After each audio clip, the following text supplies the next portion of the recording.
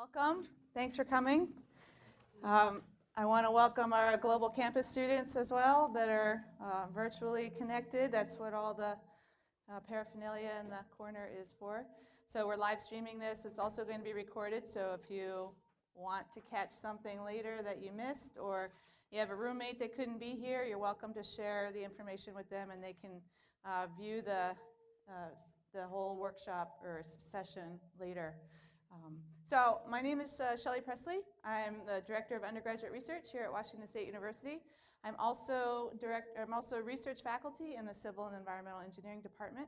So I have a split appointment. So half my time I spend trying to encourage students like you to get involved in research, and the other half of my time I do research. So I work in air quality, so I'm in the lab for atmospheric research.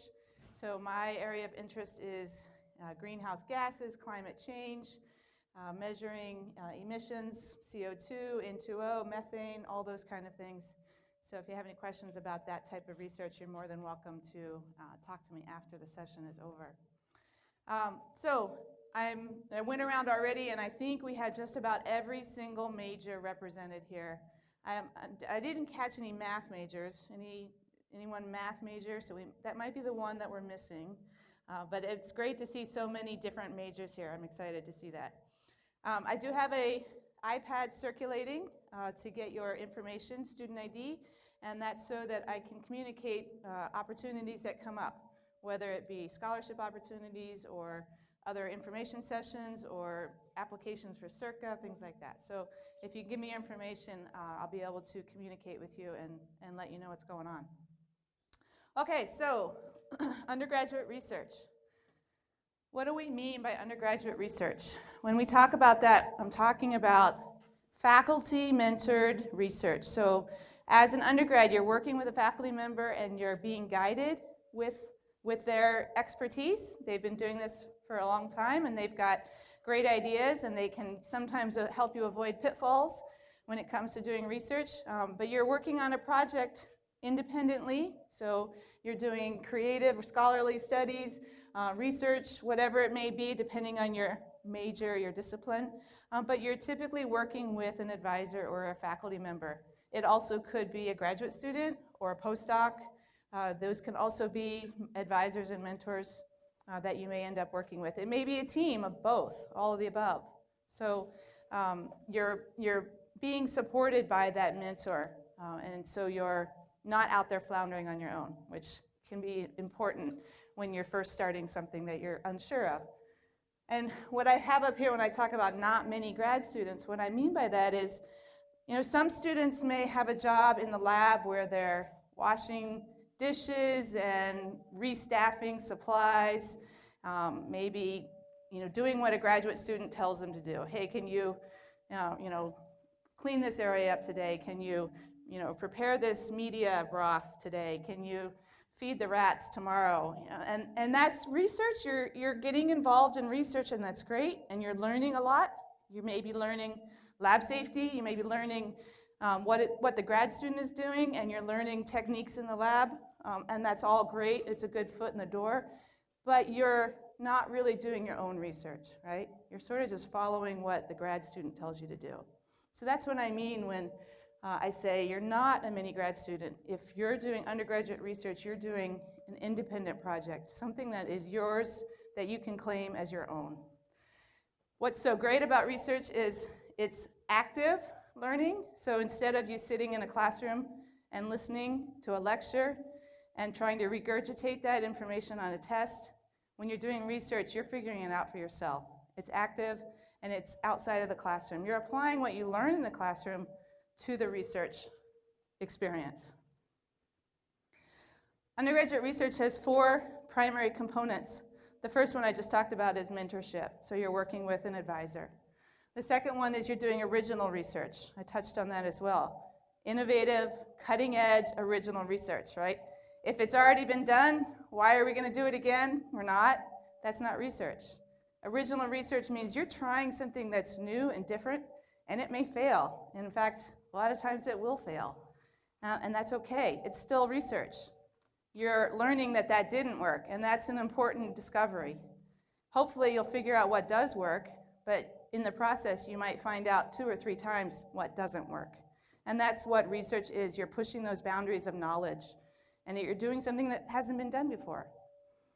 The third aspect is acceptability. So you're using proper techniques that are acceptable in that discipline. The fourth is you have a plan to share it. So dissemination is key. So if everybody did all this great research and nobody told anyone about what they did, we wouldn't learn anything. And so dissemination can be giving a poster at a conference, going to a conference and giving a talk, writing a paper, writing a short abstract. Those are all forms of communicating what you've learned and disseminating your results. And that's important in terms of progressing the field of understanding the field of knowledge. So why did you guys come tonight? Why are you here? I didn't serve pizza or cookies or anything. So why are you here? Let me hear it. You want to learn how to start research, but why? Why? Did somebody tell you you should go do research? No. So why do you think research is important? Well, it's important to be competitive in my field, and also it's interesting. So it's interesting, so you're intrigued by the challenge of it, but what do you mean by it's competitive? Well, if you're a chemical engineer and you don't do any research ever, you're not really a chemical engineer. So and I'm repeating what you say so the folks can hear. If you're a chemical engineer and you don't do anything other than classes, you're not a real chemical engineer. So, all right, why else? Yeah? I believe research is what moves the world forward, and I want to be a part of it. Research will move the world forward and you want to be a part of it. That's great. Maybe somebody can find the cure to cancer, right? That would be pretty phenomenal if we could do that. Yeah? It seems like a good resume builder, and you're right, it is a good resume builder. So you're going to go into a job interview or a graduate school application, one of the two, hopefully, and you're going to get to that interview, and are they going to ask you, so tell me about your Math 101 class? No, they're not going to ask you that. They're going to look at your resume, and they're going to say, oh, I see that you did research. Tell me about it. So it's something that sets you apart and makes you unique from other students here at WSU. So what else? Yeah?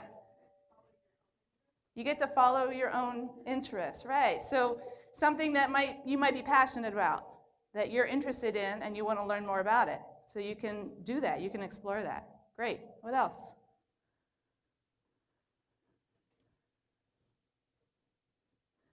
Come on, give me some more. Don't tell me no one's here to make money, are they? It's a job, right? Can you get money to do research? Yeah? You can get paid to do research. You can also do it for credit, class credit, and so it shows up on your curriculum, on your transcript. Or you can do it for volunteer. Those are all three very doable, viable ways to get involved in research. What were you gonna? You had your hand up?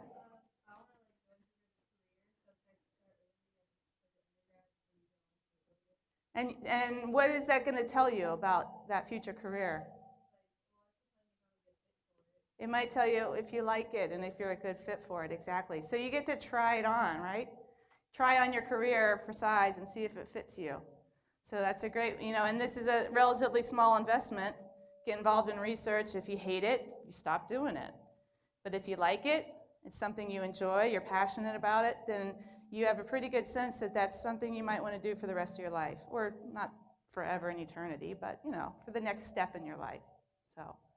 So that's good. So back to the getting money to pay for it. How many of you guys have to work while you're here? How many of you have a job? Where do you guys work? You're an RA and a desk clerk, so you sit behind a desk. What else? Where do you work? Same her. Who had their hand up over here? Actually, I worked in the writing center last semester, and now I'm kind of doing it in term. Yeah. So you worked in the writing center, so you probably got some good experience there, working, helping students with their writing and stuff. But I'm not going to pick on you guys too bad, but sitting behind a desk and greeting people at the door isn't really that interesting and doesn't really help you develop your skills as much as possibly doing research would. So research can be a way for you to earn your way through college, make some money, and build that resume while you're at it, and figure out if that career is going to fit, all those things. So there's a lot of motivation or positive opportunities involved in getting involved in research. So I think you guys hit most of my list. Some of, make a difference in the world. I heard that. Get credit, make money, think about future career options. One thing you guys didn't talk about was interaction with faculty and travel. So if you get started with research, you're going to be working with a faculty mentor. You're beginning working with them pretty closely. What are they going to do for you when you get ready to apply for grad school? They're going to write that letter of recommendation, and they're going to know you a lot better because they met with you probably on a weekly basis for the last year or whatever, however long you worked with them. And they're going to know you a lot better, and they're going to be able to speak a lot more highly and strongly about your skills and your credentials for either getting into grad school or getting that job. And so letters of recommendation are huge. Faculty struggle. I know I do. I have a student in one of my classes, and I interact with them in a classroom setting, but that's it. And they ask me to write a letter, and I can't really say a whole lot about that student other than Johnny got an A in my class, and he asked good questions. But that's about all I can say about Johnny. So getting interaction and networking opportunities with faculty is critical. And if you get a chance to go to a conference and present, you're going to network with experts in that field from other universities, which might be potential places where you want to go to grad school. So you're going to get to network not only with faculty at WSU, but network with professionals and faculty from other universities outside of WSU. So those are some of the benefits of getting involved in research. Why do you think faculty want to hire an undergraduate student for their lab? Any ideas? Free labor, for one. Free labor, maybe free labor. Yep. It might be free labor or it might be pretty cheap labor, right? Okay, what else? Bringing new people on how to approach a problem. New perspectives on how to look at a problem and how to solve a problem. I like that. Sometimes faculty might be looking for students outside of their own department because they bring a different perspective on the project or the problem that they're trying to solve. So yeah, what else? Yeah. They might enjoy the mentoring opportunity to work with a student a little closer. Yeah, that's great. Right, you teach a class seminar room of 100 students, you don't get a whole lot of personal interaction, but you work with the student one-on-one, and you definitely get that interaction. Well, we asked faculty at WSU why they hire undergrads, and this is what they said. A lot of them think it's the right thing to do. They sort of want to pay it back, right? So I did a research experience for undergrads program when I was in your shoes. It was one of the most important parts of my career, and that's a good reason why I'm here today doing my position that I'm doing. Because to me, getting involved in research was so important and made a difference in my career. I want to pay it back.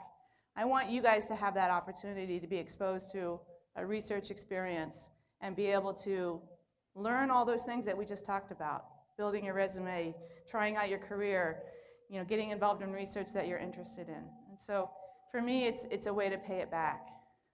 I like the other one, hands-on. Some of our undergrads are better hands-on than our grad students.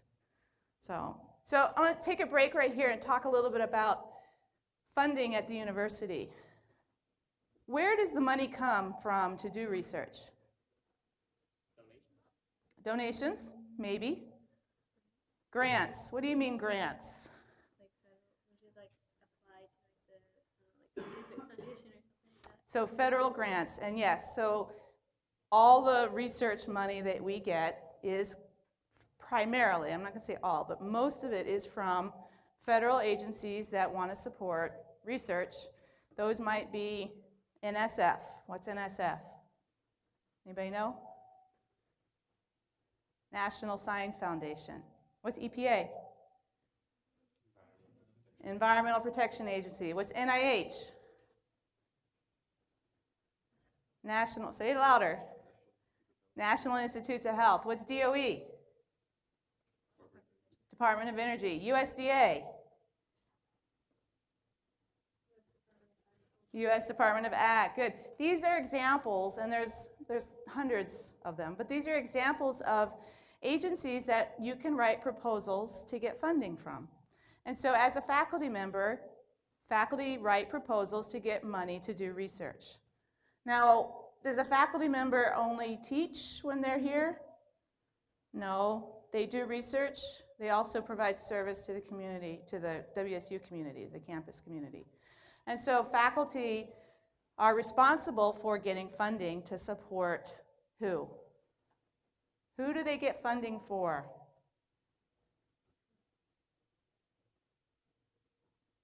Themselves, their graduate students, their postdocs, and maybe their undergrads if they want to hire undergrads. So funding from these agencies can support all of those. So do you say, wait a minute, what do I pay tuition for? What do you pay tuition for? Upkeep, sort of, yeah. So your tuition helps to cover the cost of the university, the buildings and all that, but it also supports faculty for a portion of their time. So most faculty that are teaching are on what's called a 9-month appointment, and so they're getting state funding from WSU, Washington State, to pay their salary for 9 months out of the year, but what do they do for those other 3 months? Do they all go on summer vacation? No, they don't. That's when they do most of their research. And so the grants that they write to get funding for research supports them for those 3 months. So they have to write grants for their own salary for 3 months out of the year. And then they also write grants to get funding for graduate students. So most graduate students, especially in the STEM disciplines, science, technology, engineering, math, are getting their tuition for free. They're getting paid to go to school. They're getting paid to go to graduate school. Their tuition is covered and they're receiving a stipend. Now that's not the case for a lot of liberal arts graduate students, but most of the STEM ones are on graduate assistantships. So why am I telling you all this? Because it's important for you to recognize that when a faculty member writes a proposal to get funding, they have obligations that they have to fulfill to that agency that gave them the money. And so they might get money for 3 years to do a project, and they need to hire someone to help them get that work done. And so you're not just doing research for the fun of it. You're doing research to support, to get the data to help them write that report that they have to write to USDA or NSF or EPA that summarizes what they did with the money that they got from the federal agency. So it's kind of like a contract with the federal agency, okay? So the funding is great because it provides money to help you in your pocket, but you're also contributing to a bigger project that the PI, what's a PI? Principal investigator, what the PI wrote that proposal for, okay? Stop me if I use acronyms that you don't follow. Okay, so how is research advanced, and what does that even mean? We talked about pushing the envelope and advancing research. Well, this is kind of the cycle of research. You can think about an idea, hopefully write a proposal to get funding to help you discover the results or how you're going to figure out that idea, get some data, and you're going to disseminate it. You're going to write and publish about it. You're going to share it with other people. Somebody else might see that and say, oh, that's interesting. I wonder if they had done the study this way, what would they have found out? And so that might give somebody else another idea, and they get money to do that, to work off of what you did, and it just keeps going around. But we start to better understand some particular topic, whether it's the progression of cancer through the human body or whatever the topic might be. And so where does an undergrad fit into this picture? Where can an undergrad get involved? Any thoughts there? Basically at any point in that sequence. So you may go to a faculty member's lab and they are in the process of writing a proposal because they have this idea and they need some preliminary data, and so they need your help gathering some preliminary data in order to write that proposal. Or you may start working with a faculty member and they've already got the proposal funded and they are at this point where they're conducting the research and you're going to step in at that point and help. So as an undergrad, you can get involved at any point in this cycle. All right, so how do we get started? That's why you guys came tonight. And I'm going to talk about some resources that are available to you. And these are ways and places where you can get more information. A lot of them are listed on that flyer that's in the middle of your table. And I'll kind of walk you through each one of these. So the first one is a class that I teach, University 199. It meets in the fall. Basically, what you guys are getting tonight is a condensed version of that 1 credit all semester class. So covering everything in about 40 minutes. So obviously you're not going to sign up for the class right now, but you go back and your roommate's interested and they're only a freshman or a sophomore, tell them about University 199 because it's a great place to start as a freshman, sophomore getting into research. The other place where you can look is our website. This is the undergraduate research website. And I want to point out on the home page of our site is this link to our peer mentors. And the peer mentors are more senior students that have been doing research and are involved, have been doing research for a couple years now, and they are available to help you with anything that you have questions about regarding research. So, you have problems with your chemistry class, you go see the chemistry tutor and get help. Just like that, you have problems with research ideas or how to get started. You don't know where to get started, go talk to the mentors and they can help you get started. So if you look at that link, it'll take you to this page where you can schedule an appointment, that big red button. Here's 4 of the mentors. I just have 4 shown.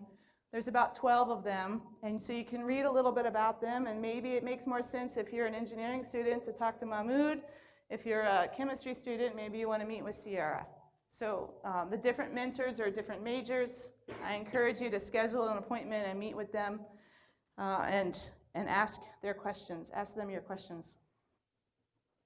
The next opportunity that you have is the club. We have an undergraduate research club, and that club meets, I think, every other week.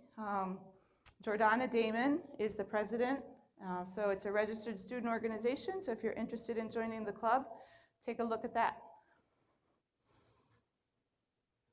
The other resource that we offer in the Office of Undergraduate Research are scholarships.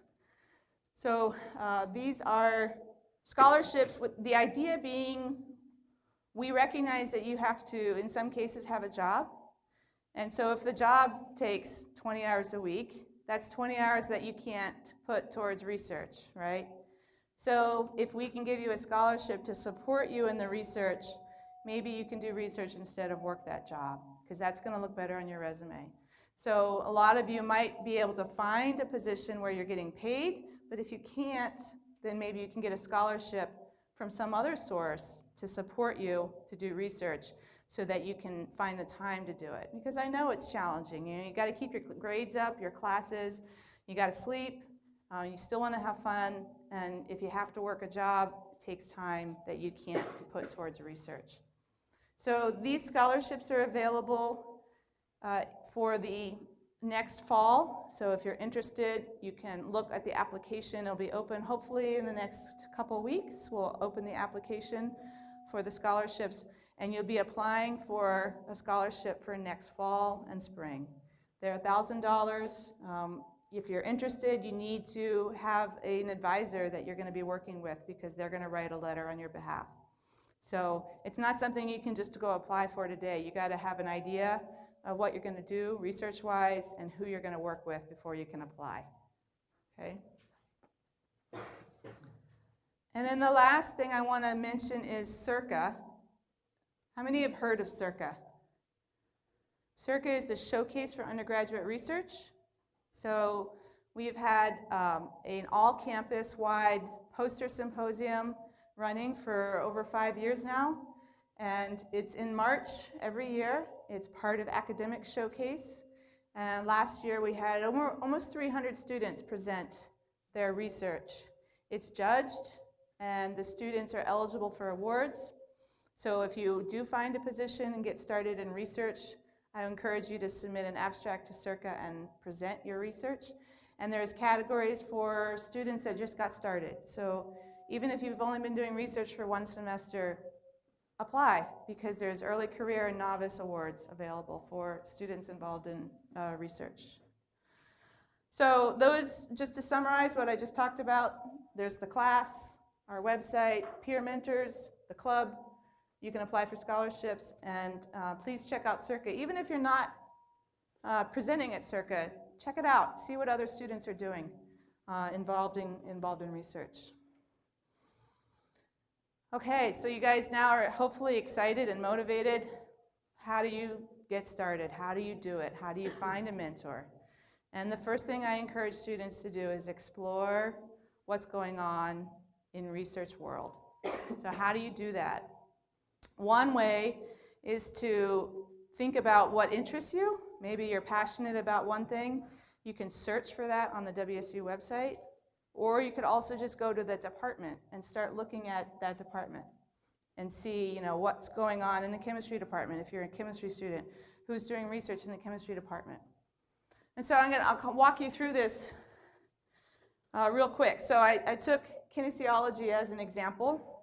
So I went to the WSU website directory. So I didn't type kinesiology in the Google website search. I typed it in the WSU search. It's important.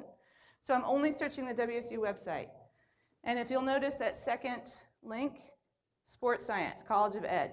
That looked like a good one, so I clicked on that. And that took me to the home page of the kinesiology department. And if you look down at the very bottom, down here, there's actually a link, Research Labs. So you could check there and look at what research goes on in that department. Or if you look up on the left, you'll see people, faculty. So I clicked on the faculty link and picked a faculty member. And randomly, I just picked Sarah. She looked nice and friendly. And I thought, I wonder what kind of research she does. So I went to her webpage. And underneath her picture was a description of her research interests and a couple links to recent papers that she's published. So I could read a little bit about Sarah and her research, and I could actually go look at some of her papers if I wanted to and see what kind of research she did. Now what am I going to do with that information? What could I possibly do now that I've decided Sarah does some pretty cool research? I'd be interested in doing some of that. What could I do next? Email her. Yeah. What would I email her? What would I ask? Yo, what up? Yo, what up? Any thoughts? How should that email go? Give me some tips. I'm new at this. I don't know how to write an email to a professor. What should I do? I'm an undergrad. I'm interested in research in this particular field. These are what my grades are. Do you want to meet up and talk? Okay, I can try to repeat that. Hi, I'm an undergrad. I'm interested in your research. This is what my major is. I'm interested in meeting up and talking to you about research. Okay, that sounds like a good start. Any suggestions on that? Let's start with the beginning. Hi. What should that be? Dear Professor Ulrich French, right? Or Dr. Ulrich French. Let's go back and look at her title. She is an associate professor. What does that mean? Anybody know? Anybody know what an assistant professor is? Associate professor? How many think an assistant professor isn't really a real professor? You think they're a real professor, or they're probably not a real professor? What do you think? Thumbs up or thumbs down? Come on, you guys. I see a lot of thumbs up. I see a few thumbs down. An assistant professor is typically in first professor. So they are right out of their PhD program or maybe out of their postdoc. And they just got a position at a university as a professor. So they are very much a real professor. They are in this what we call pre-tenure time period. So usually tenure takes about 5 years. And so during that pre-tenure, they are probably one of the hardest working people on this campus. They're trying to teach for their first time, some classes they've probably never taught before. They're trying to get their lab set up. They've got some startup money that they got when they got hired, and they're trying to buy equipment to get their research lab established. They're madly writing proposals because they need money to do research, and they've never written a proposal before. And they're all of this, and they're trying to publish as well, so that when that 5 years is up, they can get promoted to their next phase of their professorship. Then their next phase is the associate professor. So why do I say that? Because it's important for you to know when you're talking to a professor what part in their career they're in, right? An assistant professor might be really energetic and might be super gung-ho about research, but they also might not have the time to really mentor a student because they're so busy themselves getting tenure. Once you get tenure and you become an associate professor, the pressure's off a little bit. You've proven yourself. You're like, okay, I can cut it. I made it. I made it to the associate level. And now I can really think about the direction I want my research to go. I've got some kind of crazy ideas I want to pursue, but you've proven yourself. And so they might have a little more time to work with students and to mentor and be more, be a little more attentive to students. And then after associate, you become a full professor. Full professors are typically getting tapped to do more administrative work at a university. So they might be on boards and committees and stuff, and they might be getting a little further away from their research. It depends on the professor. So it's just important to kind of recognize where the professor is in their career, assistant, associate, or full. So, okay, so some tips on emailing. I agree, email them, but make it easy for them. Make your email simple. Dear professor, make it courteous and polite, respectful. I'm a second-year chemistry student. I looked at your website, and your research in blah, blah, blah is really interesting to me. I'm available Mondays from 2 to 4, Wednesdays from 11 to 1, and Fridays from 3 to 5. Is there possibly a chance that we could meet and talk about research opportunities in your lab? Give them the options of when you're available, and let them pick a time that fits their schedule. And then what else are you going to put on that email? What else are you going to attach to that email?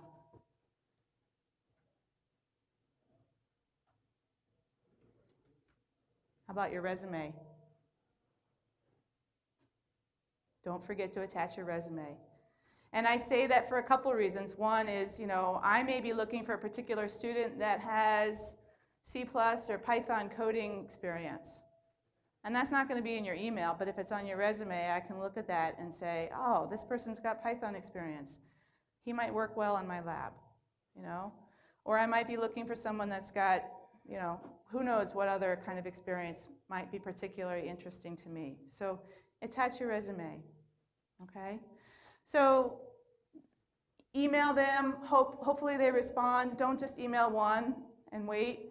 Send a couple out. There's got to be more than one person here that's doing research that interests you. And the reason I say that is because I might get an email today from Susie, and I respond to Susie and say, sorry, I don't have any funding right now. I'm waiting for a couple proposals. Tomorrow I get an email from NSF. Congratulations, that proposal that you submitted 9 months ago has been selected for funding. So 9 months ago, I wrote a proposal. I've forgotten about that proposal, but 9 months ago, I submitted a proposal, and now all of a sudden, I've got funding. And now I'm like, oh, what was that student's name that came into my office the other day? Oh, I can look her up in my email. There's her resume. Susie might fit perfectly. And so 3 weeks later, I email Susie back, hey, come back in and let's talk, because now I have funding. So you never know when that door might get opened for you. It might not be today or tomorrow, but it might be soon thereafter.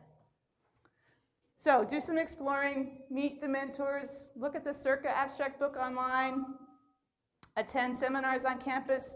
All of these are ways to explore the research that's going on. If you've done all this, or you're sitting here thinking, there's no way I could squeeze 10 hours a week into my schedule, maybe summer is an idea for you. So think about summer research. This is a great website, Institute for Broadening Participation. You can also find it just by going Pathways to Science.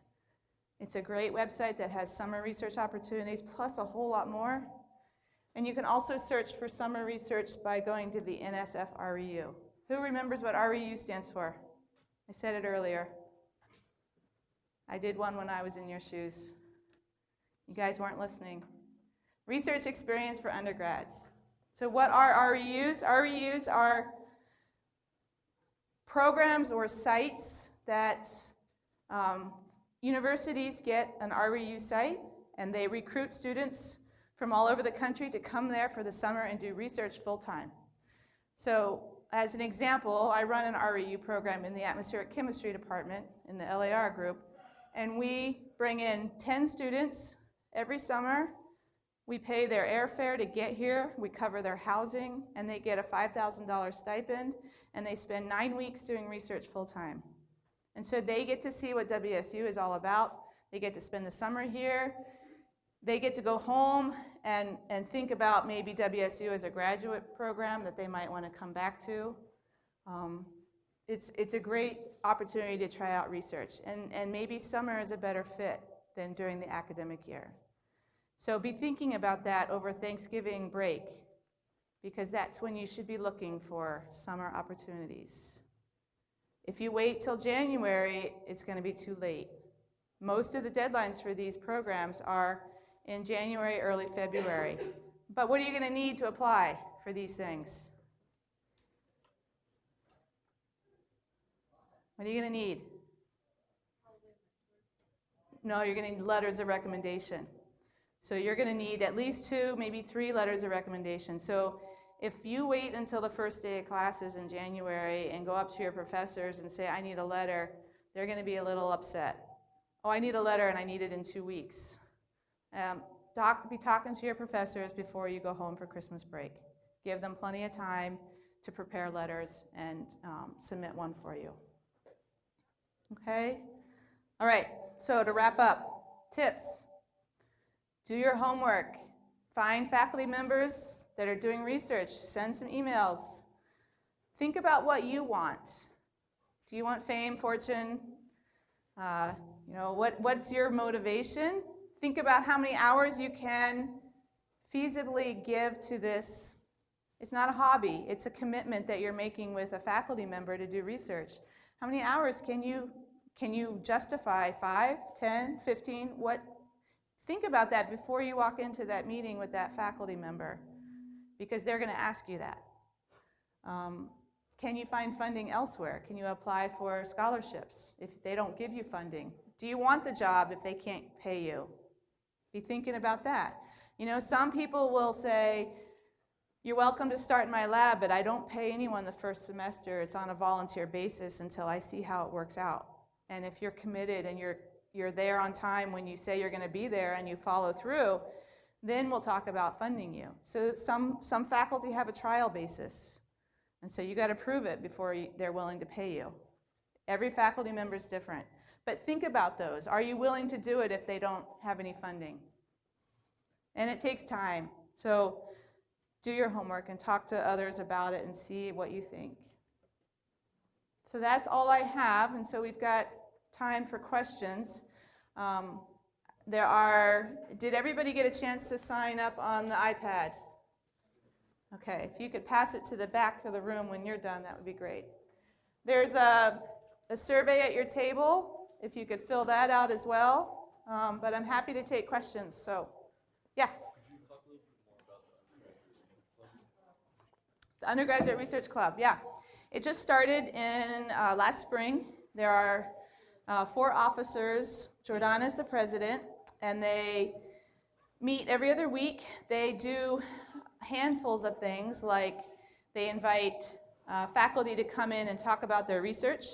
They've done lab tours. They've gone and visited labs around campus and talked about the research that goes on in those labs. They spend time talking about your resume, how to make a resume look better to get a research position. The club members are a mix of students that have been doing research and students that have never done research. So it's a whole range of students that have experience or no experience. So, okay. What else? Any other questions?